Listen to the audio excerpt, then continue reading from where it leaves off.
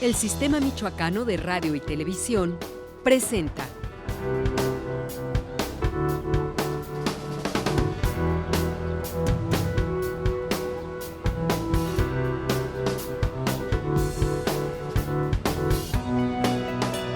¿Y las mujeres?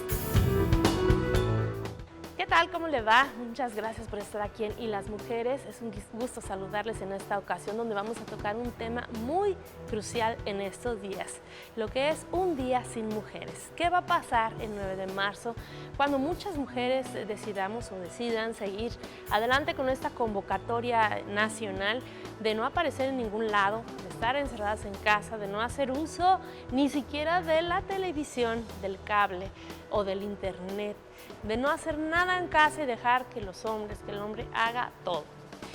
¿Qué va a pasar? Pues tenemos aquí en el estudio a una invitada de lujo, una de mis invitadas favoritas que ya ha estado aquí en Y las Mujeres con nosotros.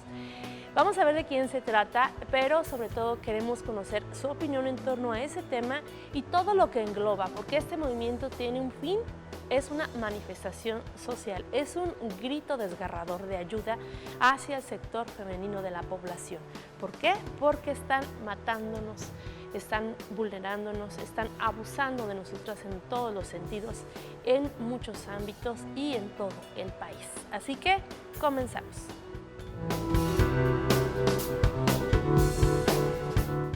Y aquí nos tiene y estamos ya precisamente con la coordinadora del Centro Interdisciplinario de Estudios sobre la Mujer de la Universidad Michoacana de San Nicolás de Hidalgo, Rubí de María Gómez Campos, con esta amplia trayectoria de décadas en lo que es la lucha hacia el feminismo en sí, los estudios, la filosofía, toda la trayectoria que ella tiene. Es la segunda vez que pisa el set de Y las Mujeres y nos da mucho gusto recibirla nuevamente. Gracias, Rubí. Gracias por la invitación, Mónica. Al contrario, ¿quién más que usted con esa gran trayectoria, esa elocuencia que siempre me maravilla para hablar de este tema que hoy nos tiene, bueno, desde hace unas semanas, meses atrás, nos tiene inquietos? Lo que es un día sin mujeres. ¿Qué pasaría si las mujeres no salimos a la calle, no trabajamos, no compramos, no hacemos nada? Porque prácticamente somos más de la mitad de la población, por lo menos en México. Y bueno, queremos saber primero que nada su opinión sobre este movimiento. Bueno, la idea de un día sin mujeres es una propuesta que ya tiene 4 años, que se intenta poner en práctica a nivel internacional. Es la primera vez que está cobrando tanta relevancia en nuestro país. Y la idea es precisamente hacer patente, hacer notar el valor, la importancia que tiene la participación de las mujeres en la vida social, justamente a partir de la ausencia. La idea es que vean lo que hacemos y como generalmente lo que las mujeres hacemos, igual en la casa, por ejemplo, es un trabajo cotidiano, pero que no se percibe, no se valora económicamente. Y el día que no lo hace la persona es cuando se dan cuenta de que es importante, porque ese día pues todo está sin poder usar, todo está desarreglado. Es un poco la misma idea. Dado que las mujeres trabajamos, hacemos una serie de actividades, nos trasladamos, usamos de múltiples servicios diariamente, la idea es precisamente que a través de esta ausencia se note lo que las mujeres hacemos, lo que las mujeres damos al mundo. Así es. Algo muy curioso, Rubí, cada vez que me subo yo al transporte público, llámese una combi, servicio colectivo, un camión urbano, el 90%, 95% de los pasajeros somos mujeres. Es así donde yo digo ahí, entonces son los hombres quienes están al volante en caso de que esa familia tenga un vehículo. Y la mujer es la que siempre está en el transporte público. Bueno, entonces, si esto se hace, pues el transporte público, para empezar, va a estar vacío. Claro. 2, como usted dice, en casa hay muchas cosas que no se notan. Llega el esposo, la pareja, el varón, el hijo, el sobrino, quien sea, quien viva con nosotros.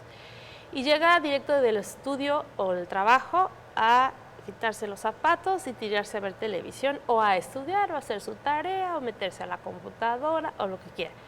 Y una llega a regar la macetita, a meter al pájaro, o a cobijarlo, pues a alimentar a las mascotas, a hacer un poco de limpieza, a ver qué se va a cenar, a preparar el baño, aprender a apagar el boiler, a cocinar en sí, a apagar la luz de no sé dónde, revisar que todo esté apagado, que los uniformes estén limpios, listos para el día siguiente, que el niño, la niña o quien sea tenga ya la tarea hecha, si es que no tiene una que regresar más tarde, que es lo más común al trabajo, o seguir trabajando desde casa en computadora y al mismo tiempo estamos contestando el teléfono, cargando los teléfonos de todos y estamos haciendo mucho trabajo realmente, además del profesional o del tipo que sea, cualquier oficio que hacemos durante el día. Es verdad, no solo el trabajo doméstico, estrictamente hablando, es un trabajo invisible que no se paga. Hay todavía mucho otro trabajo detrás de este. Pareciera que las mujeres no saben o no sabemos estar sin hacer nada. En los propios comunidades más pequeñas se ve, por ejemplo, que si tienen un ratito libre se ponen a bordar.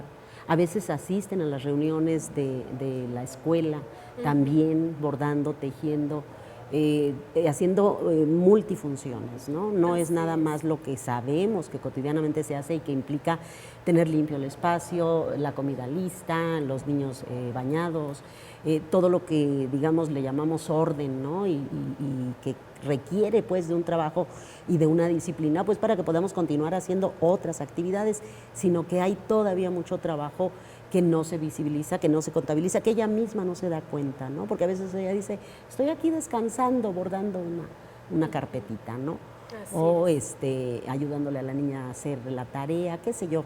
Son multitud de actividades las que realizamos cotidianamente y creo que es importante que nosotras mismas lo visibilicemos, ¿no? Ni siquiera nosotras a veces nos damos cuenta. Claro, y es que pues prácticamente estamos en todos lados, en lo económico, lo comercial, lo empresarial, en lo académico, en las escuelas, en las universidades, como alumnas, como maestras, como trabajadoras administrativas, como limpieza.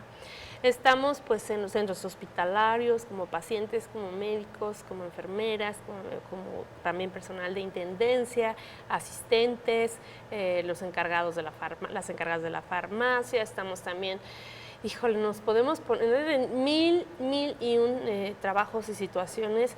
Y afortunadamente muchas empresas, el mismo gobierno del estado ha dicho ya que carta abierta para que las mujeres no nos presentemos a trabajar ese día. Pero no solo no es trabajar, sino es no salir de casa.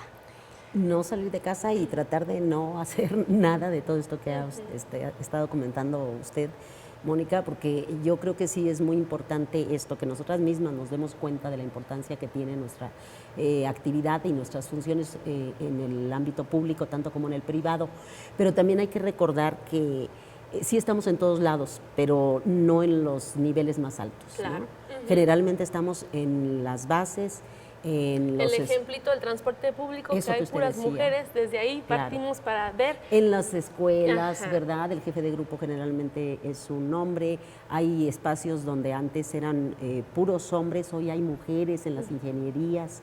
El Premio Padre de la Patria en la universidad, por ejemplo, tiene muchos años que se ve, ya varios años, que se les entrega mayormente a las mujeres. Las mujeres hemos estado haciendo nuestra tarea, cumpliendo con el aprendizaje, con la formación, la capacitación, y estamos en todos los espacios con toda la capacidad, pero todavía nos falta romper lo que se conoce como el techo de cristal en algunos espacios. Uno de ellos es el espacio político, precisamente. Claro, y es uno de los principales porque es en donde se hacen las políticas públicas, donde se desarrollan los programas de gobierno, donde se implementan las acciones necesarias para pues favorecer a hombres, a mujeres, a niñas, a niños, y es donde también se necesita todavía que haya esos espacios garantizados. Y es un gusto aquí y las mujeres han recorrido este set, además de personalidades como usted, funcionarias de gobierno, muchas mujeres funcionarias de gobierno en los diferentes ámbitos, en materia de seguridad incluso, en materia pues de registro civil,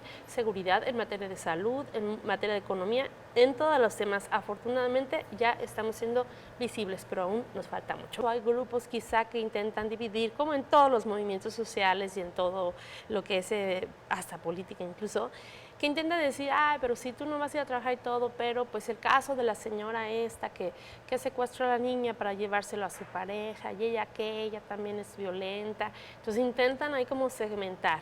También intentan decir, no, que es un ataque a la cuarta transformación, ¿no? O intentan decir, no, lo que pasa es que ahora se unen, pero que los hombres, que pasaría un día sin hombres y todo. Bueno, pues todos sabemos qué pasa un día sin hombres, perdón, compañero.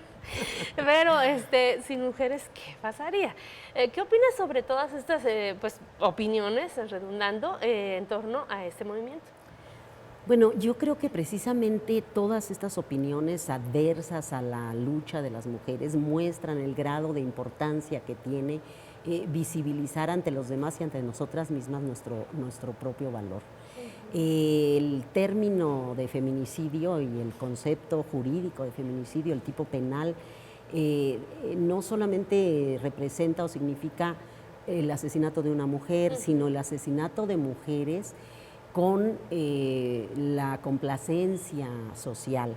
Está acompañado de impunidad y de una especie de complacencia en donde el fondo del asunto es esa misoginia, ese desprecio a las mujeres, en donde las prácticas se conservan y en donde, por ejemplo, llegan a decir, a interpretar quienes no conocen de este tema, y me parece que con un poco de mala fe o con mucho de mala fe, que las feministas estamos hablando solamente de una especie de lucha de sexos, en donde solamente se trata de decir que las mujeres somos mejores que los hombres, y eso nadie lo está diciendo. Las mujeres somos seres humanos, tenemos el mismo valor que los seres humanos, claro. Y el problema del feminicidio es que esto no se percibe socialmente, ¿no? No hay sanción, y no solo no hay sanción, sino que además de que no se castiga, generalmente se encuentran justificaciones de por qué la mataron. Yo he leído cosas que son terriblemente dolorosas, y esto agrava el fenómeno del asesinato de mujeres, cuando se dicen que, digamos, se habla de torturas, de otras formas de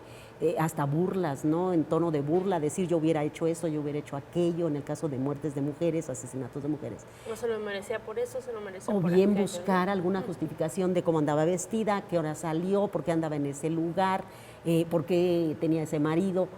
O sea, son formas que están destilando una especie de odio, de desprecio a las mujeres, y lo hemos visto en los casos recientes muy dramáticos y muy dolorosos de asesinatos, de feminicidios, en donde pareciera pues que hay esto, es muy notable la complacencia, hasta pareciera que hay goce de el dolor del otro, y en este caso de las mujeres, ¿no? O decir que nada más nos preocupamos por la muerte de las mujeres cuando son más los hombres que mueren. Y efectivamente el contexto en el que estamos viviendo es un contexto de violencia generalizada, esto tampoco nadie lo niega, pero el hecho de que es significativo que tanto a las mujeres como a los hombres el mayor número de criminalidad está del lado de los hombres. Claro. Es decir, hemos hecho de este mundo un mundo invivible para ambos, y esto implica que tenemos que responsabilizarnos y tenemos que cambiar las cosas, porque efectivamente todo este trabajo que decíamos al principio que hacen las mujeres es parte de ese sentido de la vida, ¿no? Las madres no solo dan la vida, también dan el sentido de la vida, enseñan la disciplina, enseñan las primeras palabras, enseñan a pedir permiso, una serie de prácticas que una vez que se sale al mundo pareciera que se olvidan, y esto tiene que ver con este desprecio a las mujeres. Hemos avanzado mucho en este terreno, las mujeres estamos en todos los espacios sociales, pero el hombre no necesariamente se involucra con las actividades domésticas, no necesariamente valora lo que es la relación con los hijos, y esto muchas veces incrementa ese grado de violencia que socialmente estamos viviendo, o bien se trae a la familia, pero es como una especie de círculo. También familias en donde la disfuncionalidad está presente, en donde la violencia es cotidiana, por supuesto que se les hace muy fácil y la extienden al ámbito social. Pero también lo contrario, la violencia que vemos en el cine, en la televisión, en todos los espacios, también incrementa nuestro grado de tolerancia a la violencia. Así es. Y de esto es de lo que se trata. Yo creo que es muy importante que revaloremos la capacidad de cuidado que tenemos las mujeres, como un valor, como una virtud social. Y sería muy importante que los hombres fueran capaces de compartir esta capacidad, que por supuesto que la tienen, solo que desde pequeños se les va minando con todas estas prácticas violentas que se incentivan. A los jóvenes, por ejemplo, se les tacha de cobardes si no realizan prácticas de violencia, o se supone, se espera de ellos que se peguen, se golpeen para defender a su hermana, a su madre, a su novia. Es toda una concepción de la violencia y de las relaciones humanas que tiene que ser reconstruida desde la base y en todos los espacios sociales, porque en esto contribuye todo mundo, ¿no? Claro. Desde la familia, la escuela, la iglesia, los medios de comunicación, y no hay una verdadera conciencia de la necesidad que tenemos de sensibilizarnos ante el otro, ante el dolor del otro, y no llegar a estos niveles de burla, que solo hablan, digamos, pues de lo bestiales que podemos llegar a ser los seres humanos, ¿no? Hemos avanzado mucho en el terreno científico, en el ámbito del espíritu, en el ámbito artístico, pero pareciera que desde el punto de vista de lo que somos y de lo que nos relacionamos con los otros, no solo no hemos avanzado, sino que pareciera que vamos en retroceso. Si se justifica socialmente la violencia y hay quien se ríe de un asesinato o dice que la vida de una niña no tiene valor, ¿no? Porque eso no es grave, lo llegan a decir así con todas las letras. Yo creo que estamos no solo agravando la violencia, sino demostrando este grado de pues retroceso que estamos teniendo como sociedad, y que tenemos que combatir todos, porque no es una tarea nada más de las mujeres, y yo creo que son de hecho más los hombres quienes deberían trabajar en esto. Claro, las mujeres finalmente como madres y como educadoras también, pues tenemos un papel muy muy importante en lo que estamos enseñándole a nuestros hijos o lo que estamos permitiendo también que hagan, pero pues también no podemos solas contra el mundo, porque como usted dice, están los medios de comunicación, están los compañeros, están las escuelas, están las políticas públicas, están otros hombres, están otras mujeres incluso también pues echando abajo el esfuerzo que quizá una pudiera llegar a hacer, o también están los ejemplos, ¿no? Claro. Si yo permito que mi pareja me maltrate, me golpee, me insulte delante de mi hijo, de mi hija, pues que les estoy enseñando a los dos. Y eso es tan común aquí en México, sobre todo. Tengo un amigo portugués que me escribe y siempre que ve que comparto las alertas Amber y Alba, y me dice, qué horror, pero qué terrible es México. Y me dice, ¿por qué no siguen el ejemplo de Estados Unidos? Dije, ¿qué? Permíteme, pero Estados Unidos están igual o peor. Estamos del otro lado del estudio, aquí en la salita, con Rubí de María Gómez Campos, hablando de este fenómeno que va a tener lugar, bueno, que ya tiene repercusiones porque hay muchas voces burlándose, protestando, criticando, señalando y cuestionando, tratando de dividir a las mujeres que se han unido a este clamor de manifestarnos el día 9 de marzo, después del Día Internacional de la Mujer, la conmemoración, no celebración, recordemos, es una conmemoración. Y bueno, manifestarnos sin salir a las calles, sin trabajar y sin hacer absolutamente nada para ver qué pasa en este Día Sin Mujeres. Había una película que se llamaba Un Día Sin Mexicanos en los Estados Unidos, llamó mucho la atención, pues va a ser algo similar con diferente contexto, por supuesto, pero pues algo muy parecido. Rubí, gracias por seguir aquí con nosotros en Y las Mujeres. Gracias a ti, Mónica. Y pues estamos hablando del origen, ¿no? Este clamor, este grito de ayuda, de que Un Día Sin Mujeres es no nada más dejar de hacer las cosas para ver qué pasa y ver si los hombres nos valoran, ¿no? Sino es que ya pare todo esto, que pare la violencia, que se ha recrudecido. Platicábamos con la titular de SEI Mujer y también con Olimpia, quien impulsó la ley Olimpia, también aquí en el sistema michoacano, vinieron y platicamos también sobre esto, sobre cómo se ha recrudecido. Si bien se puede decir que las denuncias por violencia de género, por violencia intrafamiliar se han aumentado por la difusión, también han incrementado porque han incrementado los casos también, sí, claro. ¿no? ¿Cuál es su opinión al respecto? Bueno, yo creo que lo que dices es muy atinado, es muy importante recordar lo que promueve esta huelga, este paro de mujeres, y es precisamente el hecho de que, a diferencia de otros momentos y de otros países, en este momento estamos viviendo una situación de verdadera emergencia nacional.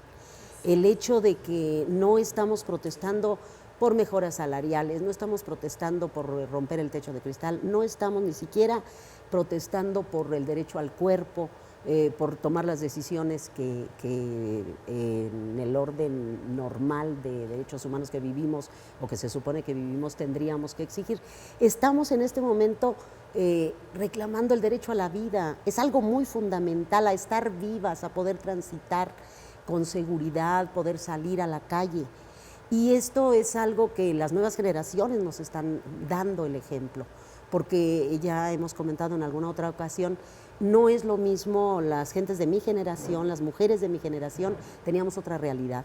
Hoy las jóvenes que crecieron en este contexto, en el discurso de los derechos humanos, con madres que trabajan, con madres que ejercen sus derechos, ellas están siendo sorprendidas y realmente se sienten muy alarmadas, porque a diferencia de nosotras que veníamos un poco de un orden más tradicional, en donde ni siquiera en la familia teníamos derecho, había una jerarquía entre los propios hermanos con las hermanas, ellas han crecido en un orden de igualdad y cuando salen al mundo encuentran un mundo pues tal vez más feroz que el que nos tocó a nosotras, a las de mi generación, y ellas están verdaderamente indignadas y sobre todo dispuestas casi a cualquier cosa para poder exigir el derecho a transitar libremente, a cumplir uno de los derechos fundamentales, que es el derecho del libre tránsito.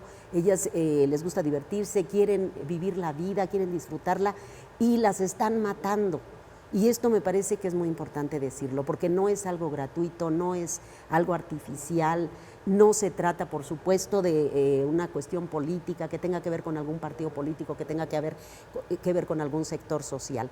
Tiene que ver, y es mundial el movimiento, ya tiene varios años, y tiene que ver con esta exigencia legítima de las jóvenes de poder vivir libremente y con seguridad y poder realizar todas las actividades que en esta ocasión vamos a dejar de realizar precisamente para que se den cuenta de la importancia que tiene la vida de las mujeres. Así es. Hay algo por ahí que me gusta mencionar últimamente, que pues, es una reflexión particular, pero quizá alguien más antes que yo ya lo dijo en alguna ocasión.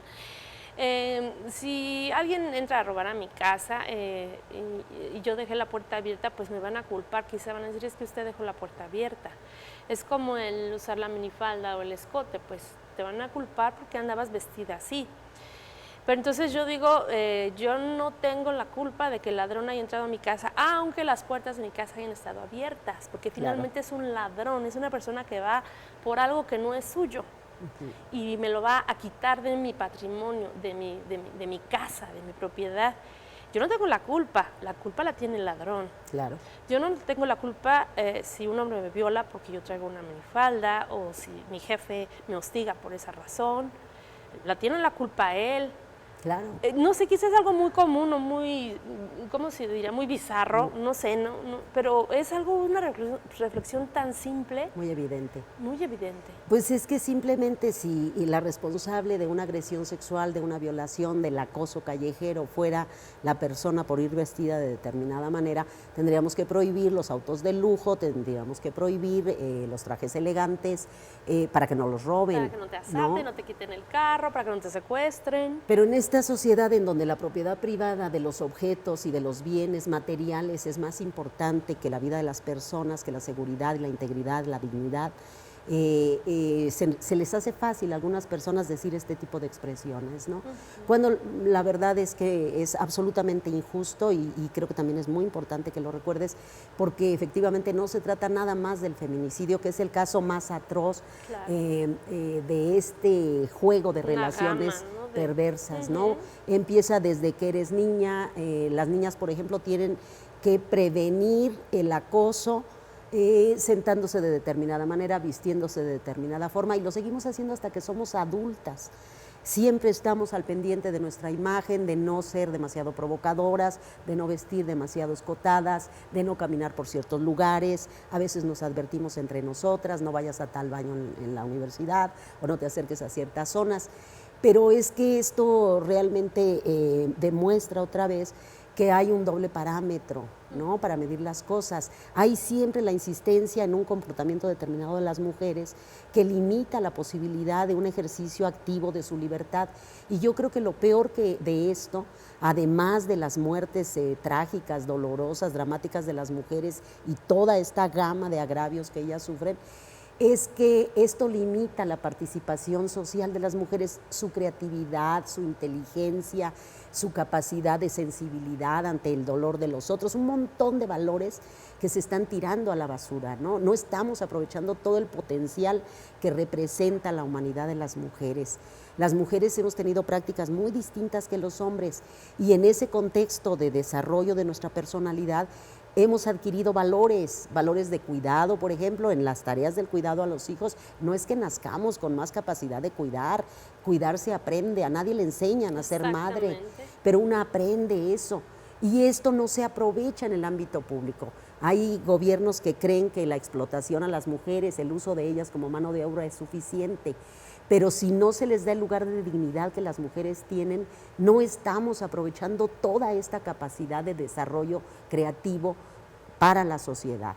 Los países que miden el ingreso per cápita, por ejemplo, y que miden y relacionan este tema económico con la violencia, tienen registrado que la manera en que los pueblos tratan a sus mujeres permite un mayor desarrollo económico. Si las mujeres se sienten bien tratadas, trabajamos mejor, como cualquier ser humano. Si las mujeres tenemos nuestros derechos garantizados, podemos desarrollar toda esa potencia creativa que tenemos. Entonces, en estos países, por ejemplo, se ha demostrado que el ingreso per cápita aumenta cuando las mujeres son atendidas en este tema específico de la violencia. Porque la violencia le cuesta a las empresas, pero también le cuesta al Estado. Y por supuesto, hay efectos anímicos, psicológicos, que van incluso a traducirse en la manera en que cuidamos a los hijos, en la manera en que tratamos a los estudiantes, porque es una reproducción al infinito de esta manera en que nos tratamos, ¿no? Decía Jean-Paul Sartre, un filósofo francés, el padre del existencialismo contemporáneo, dice en su testamento político, el hombre nunca llegará a ser libre mientras siga mamando sangre de esclava, ¿no? Claro. Es una manera de transmitir y seguir transmitiendo una manera indigna de vivir. Así es. Y digamos, una sociedad civilizada, bien educada, lo primero, el rasgo más importante es que trata bien a sus mujeres. Así es. Y aquí en México falta que lo aprendamos. También me llama mucho la atención, Rubí, si me permites, esta intención de boicotear quizá o de dividir y de desvirtuar el movimiento, también señala a las personas que están a favor del aborto. Dicen, bueno, tú estás a favor de matar un bebé, un neonato, pero no quieres que maten mujeres. Bueno, pero este movimiento no solo van a participar mujeres que van a favor del aborto, y dejamos quizá el debate del aborto o no de un lado por el momento. También van a participar personas, mujeres, que no están a favor del aborto, por ejemplo. Es como un ejemplo, ¿no? Usamos mujeres en general, ¿no?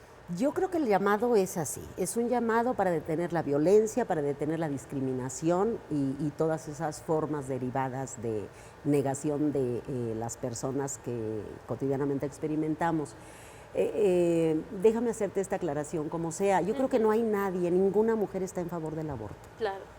Las mujeres que no se definen en esta línea de defender la vida en abstracto, lo que están planteando son sus derechos humanos, la necesidad de defender la posibilidad de decidir sobre sus cuerpos y sobre sus vidas. Y esto no obliga a nadie a realizar una práctica que no quiere, sino garantiza la posibilidad de que la práctica del aborto sea segura, porque quienes fallecen de manera masiva en esta prohibición son mujeres, y son mujeres pobres, no son todas.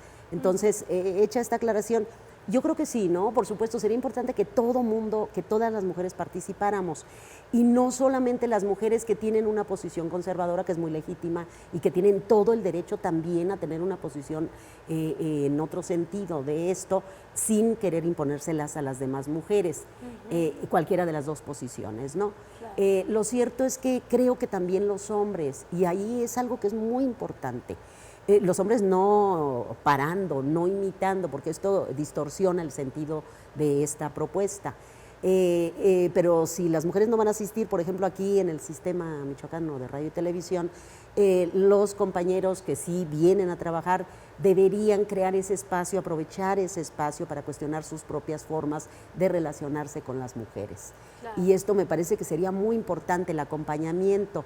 Mujeres que no quieren, que no se sienten convencidas porque sienten que van a apoyar una lucha que no les convence, pero que están horrorizadas, igual que lo estamos todas, por los feminicidios y sobre todo por digamos, este nivel tan intenso de violencia, la tortura.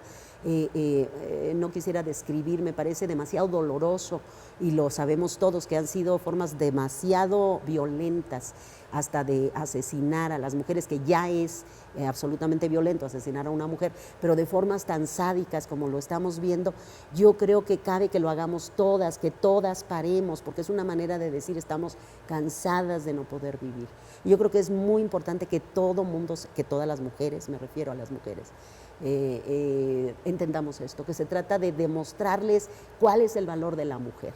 Efectivamente no es una lucha en favor de un tema específico, sino simplemente un basta, un hasta aquí de la violencia, de la inseguridad, y me parece muy importante el acompañamiento de las instituciones, de las empresas, de los gobiernos, pero lo cierto es que más allá de la intención que tengan en una declaración, creo que sería importante que aprovecharan el tiempo y que aprovecharan ese espacio que van a tener para cuestionar, porque se habla mucho de las víctimas, pero también por cada víctima hay un agresor, y ellos tienen que hacerse responsables de sus violencias. Tenemos el ejemplo a nivel internacional, por ejemplo, del cantante de ópera de Plácido Domingo, que ha sido cuestionado por casi 30 mujeres, y él ha asumido la responsabilidad. Exacto. Tal vez no de... Yo no lo creía, porque no vi la noticia, pero cuando me lo contaron, no lo creía que había asumido esa... Inicialmente dijo era otra manera de tratarnos, era otra costumbre. Yo creo que no le quedó más remedio que aceptar, porque finalmente los testimonios son demasiado claros. Hoy la sensibilidad social está mucho más avanzada. Yo no creo que nada más las mujeres estemos horrorizadas. Hay ejemplos dramáticos de violencia que los hombres mismos han vivido. Por ejemplo, el caso del padre de Dafne, una de las jovencitas que fue atacada en Veracruz. El padre de otra niña que fue acosada en la calle, intentó defenderla y lo acuchillaron.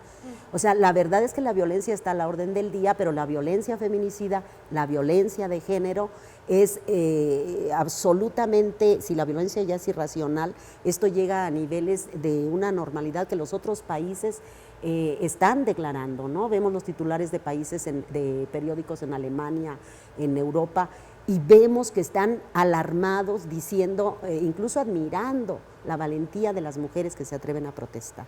Aquí es donde todavía seguimos arrastrando una ideología que ya no tiene sentido. En el siglo XXI tenemos que darnos cuenta de toda la potencia que tiene la ciencia, la tecnología, el arte, todo lo que tenemos, todos los avances civilizatorios, y tenemos que estar a la altura como seres humanos. Yo creo que se trata, y esto hay que decirlo, en el fondo se trata de construir una nueva forma de humanidad y de relaciones interpersonales entre hombres y mujeres. Y esto nos conviene a todas y a todos, no es un asunto que solamente le convenga a las mujeres. Yo creo que las voces que intentan distorsionar esta lucha, lo que están haciendo precisamente es enfatizar una lucha de sexos, y con esto perdemos todas y todos, porque lo que hacemos es reforzar formas de discriminación como es la misoginia y el patriarcado, que, por ejemplo, si lo comparamos con el racismo o el clasismo, también somos clasistas en México y también somos racistas, pero por lo menos hay vergüenza de serlo en grandes sectores, o sea, tratamos de quitarlo, estamos combatiéndolo cotidianamente. Y creo que tenemos que empezar a cuestionarnos: ¿por qué soy sexista? ¿Por qué no me duele? ¿O por qué me dan ganas de burlarme? ¿O por qué no cuestiono a mi compañero cuando está mirando a las mujeres lascivamente, cuando están intercambiando pornografía? Yo creo que hay muchas formas de contribuir y de demostrar que podemos ser un país mejor, de verdad. Esto es una lucha muy larga, ya tenemos desde mediados del siglo XX en la versión más conocida del feminismo, pero tenemos más de 2 siglos luchando por la dignidad humana, de hombres y de mujeres. El defender la dignidad humana de las mujeres no significa negar la de los hombres, esto también hay que decirlo. Hay quien dice, pero a los hombres también los matan. No es una competencia, claro que los matan, es gravísimo, es muy alto el número no solamente de asesinados. Fíjate, es muy significativo que a las mujeres las violen y a los hombres los secuestren para llevarlos a la guerrilla o al narcotráfico. A trabajar forzadamente, ¿no? A ejercicios de violencia. Entonces vuelve a aparecer el mismo fenómeno, el mismo espectro de una relación en donde a los hombres se les enseña a ser violentos y a las mujeres a tolerar la violencia y a cuidarse de ella. Claro. Entonces tenemos que romper estos esquemas. No queremos ser idénticos que los hombres, queremos ser iguales en derechos, porque pagamos los mismos impuestos, no nos cobran menos por ser mujeres. Y por supuesto, todos tenemos que contribuir, tenemos que ayudar, tenemos que hablar, criticar, a veces con esto es suficiente. Este tipo de programas, este tipo de espacios donde podamos hablar, reflexionar con seriedad y con respeto. Claro. Porque el problema de las redes sociales a veces es la falta de respeto y eso sigue siendo lo mismo, no sirve de nada. Pero hablar de estas cosas a veces es suficiente, por eso yo recomiendo mucho que los compañeros, que sé que hay mucha gente sensible de los dos sexos, no es un asunto de lucha de sexos, pueden contribuir mucho, hablando con sus hijos, hablando con sus compañeros y empezando a ponerse, digamos, en la posición de padres, de hermanos, de quienes hijos les duele la violencia, porque la violencia siempre es dolorosa, ¿no? Así es, Rubí. Quiero aprovechar aquí la importantísima presencia de Rubí de María para preguntarle algo que a mí siempre me ha dolido mucho. Me ha hecho preguntarme muchas cosas porque es un patrón, una forma de ser muy común. El hombre que asesina a su pareja o a su mujer, que es un feminicidio. Y la asesina por celos o porque pues ya lo dejó o porque no quiere hacer lo que él quiere o porque está borracho, porque está drogado, por mil situaciones. Pero aquí van dos cosas juntas. ¿Cómo es posible que un hombre, después de tener relaciones sexuales con una mujer, de tener hijos con esa mujer, de tocar su cuerpo de la forma más íntima que existe, de, vamos a decirlo así, penetrarla, de hacerla madre, puede llegar a matarla, a cercenarla, a mutilarla? ¿De qué caso de monstruo estamos hablando?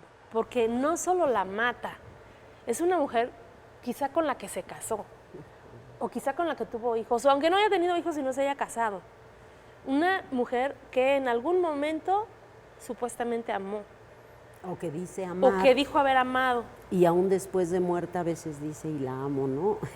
Yo creo que sí, el concepto de amor está muy distorsionado. Creo que es realmente un enigma desde el punto de vista psicológico, pero desde el punto de vista social, si entendemos, por ejemplo, ese estereotipo que hay de la esposa abominable, aborrecible, ¿no?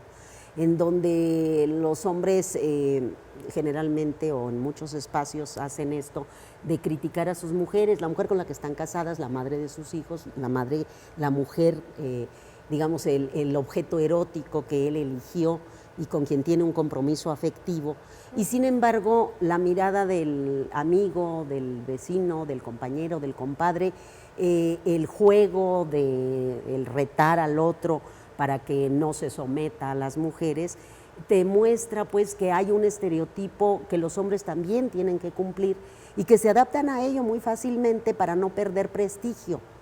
Entonces entran al juego, hacen chistes misóginos, se ríen entre ellos, eventualmente también el acoso es una forma. Rita Segato, la estudiosa del tema del feminicidio, dice que se trata de un diálogo entre varones, que la violencia de género contra las mujeres es un diálogo entre ellos para demostrarse poder, en donde lo menos importante es la propia víctima, son las mujeres. Ellas no son más que el signo que transmite ese poder entre varones. Entonces, por eso es muy importante cuestionar estas formas de relacionarse entre ellos, porque dice Adorno, lo recordaba hoy en la mañana, Theodor Adorno, el filósofo alemán, que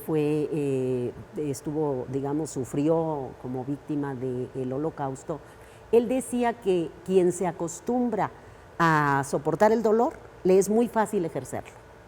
Esto lo decía para describir al agente totalitario nazi. Es muy fácil que si nos adaptamos y naturalizamos esas formas de dolor, las soportemos, y si los hombres soportan el dolor, entonces ya no son sensibles para limitar su ejercicio de violencia contra las mujeres.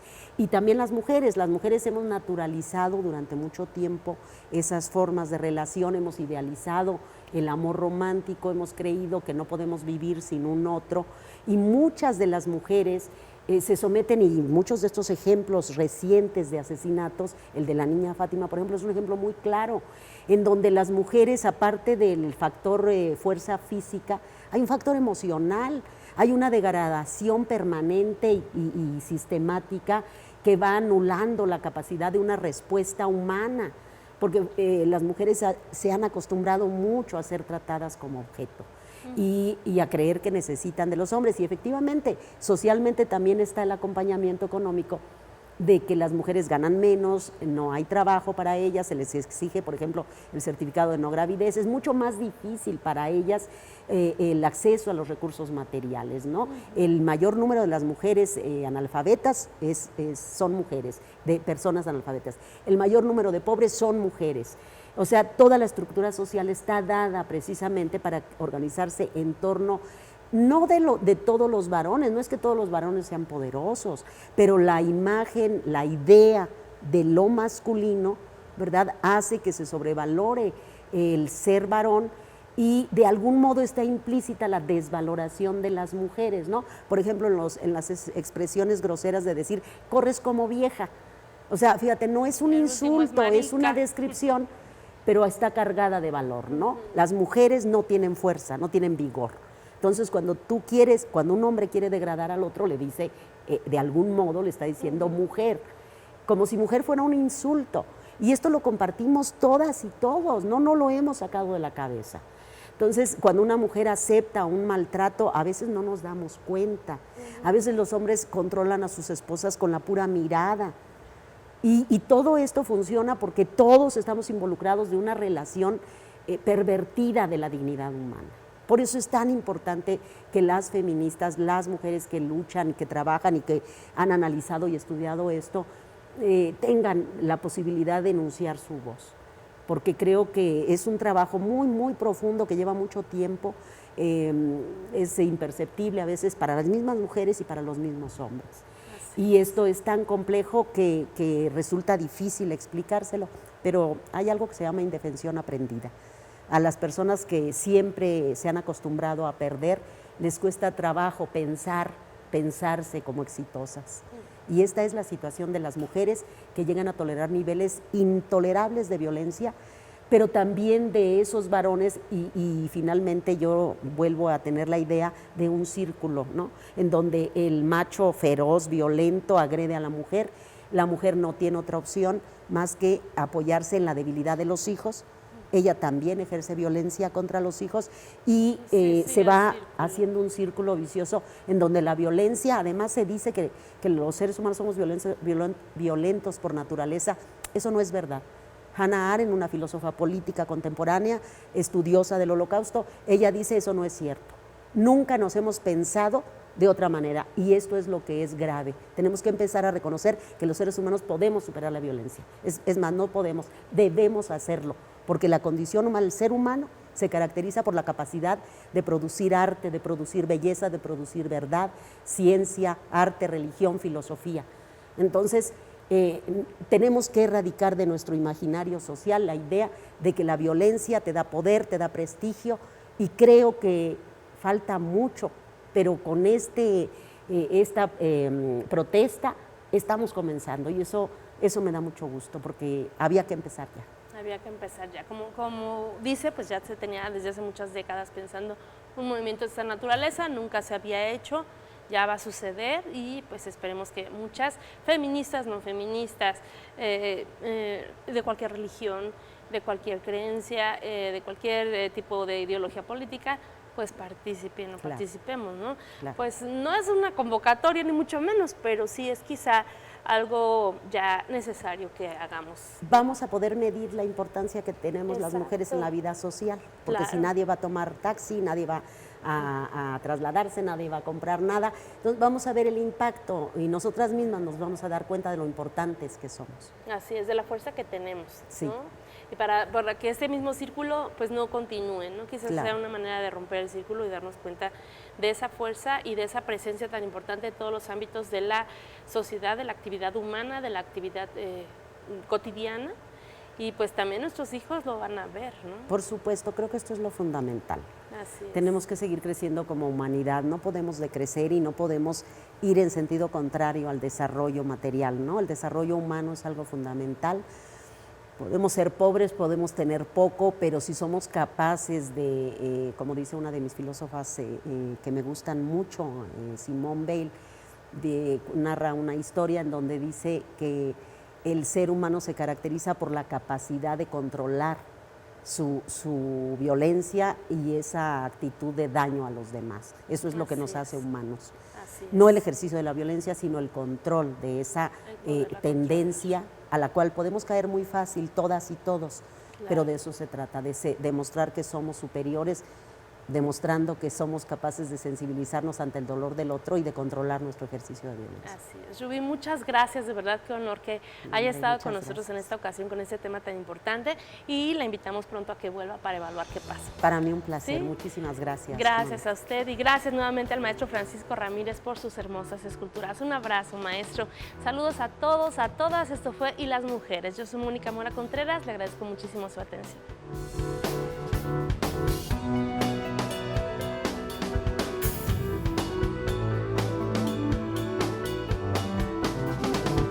El Sistema Michoacano de Radio y Televisión presentó